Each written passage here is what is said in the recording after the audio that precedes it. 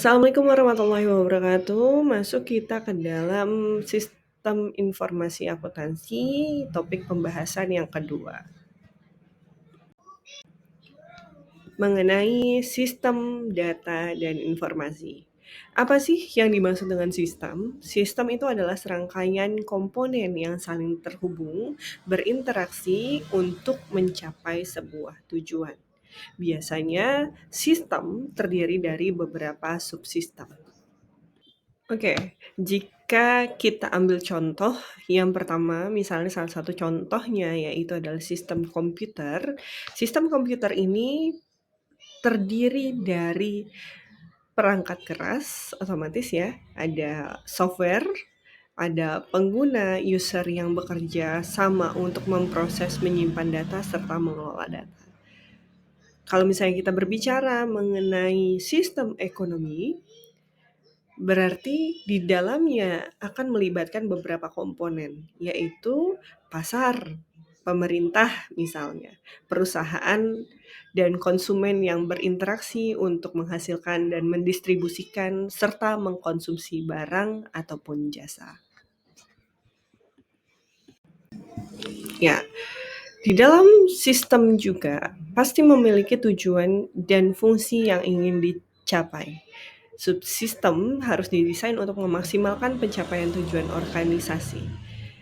Dan di dalam karakteristik umum dari organisasi terdapat juga komponen atau elemen bagian yang saling berinteraksi sehingga di dalam komponen tersebut akan saling berkaitan dan berhubungan untuk mencapai tujuan organisasi.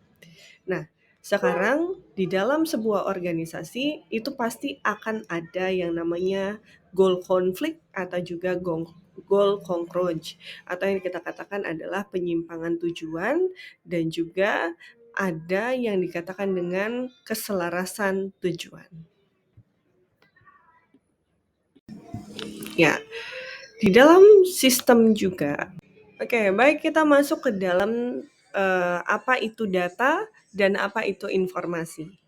Data adalah fakta yang dikumpulkan, dicatat, disimpan, diproses oleh sebuah sistem informasi.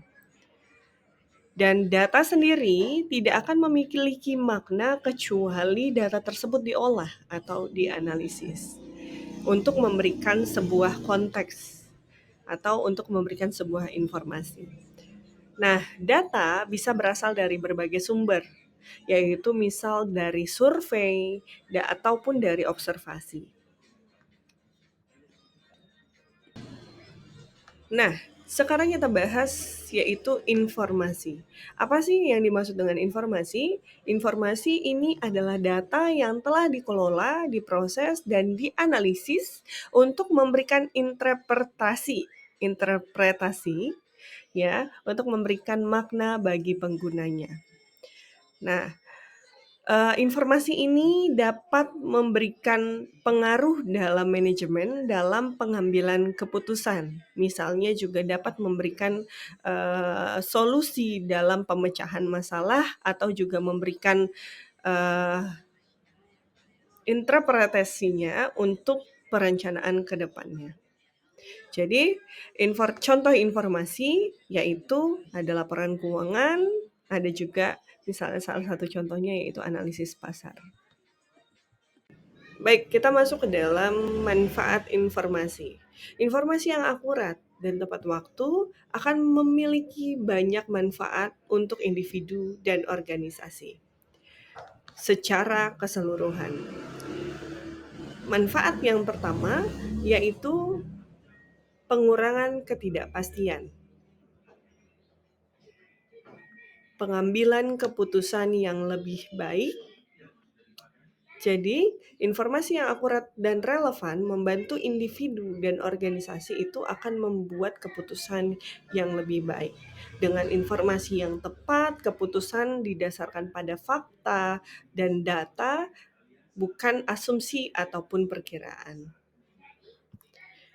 Selanjutnya, peningkatan efisiensi dari operasional ataupun peningkatan kemampuan untuk perencanaan dan jadwal aktivitas. Jadi, informasi itu sendiri akan memberikan, eee, analisis, memberikan identifikasi.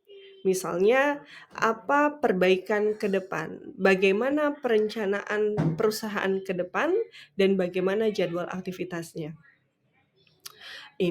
Hal ini dapat, menghemat biaya dan juga dapat meningkatkan produktivitas.